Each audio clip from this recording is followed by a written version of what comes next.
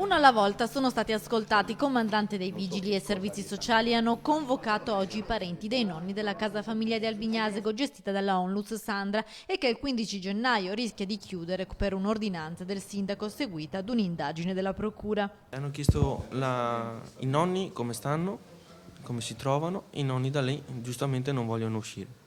Tutto là, si trovano benissimo, sono coccolati.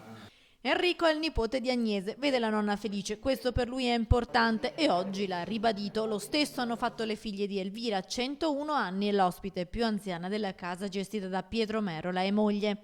È felice di star là.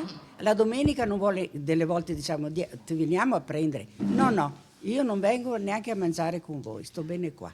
Mi hanno detto, ma allora se per i 15 lì devono uscire, se hanno il coraggio di buttarle fuori, saranno loro responsabili.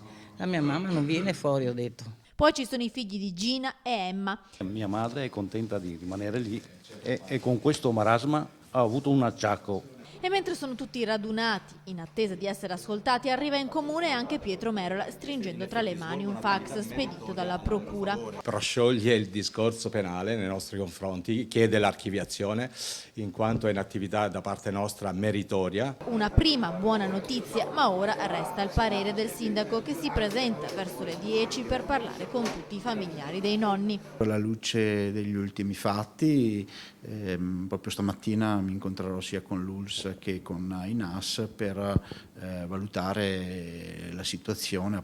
Insomma, la decisione potrebbe arrivare nelle prossime ore, altrimenti giovedì tutti i familiari saranno fuori dalla casa famiglia. I più agguerriti sono i nonni che da lì non intendono muoversi. La cosa che mi sento di dire in modo determinato è che mi aspetto che presto la Regione dia una disciplina a questo tipo di strutture.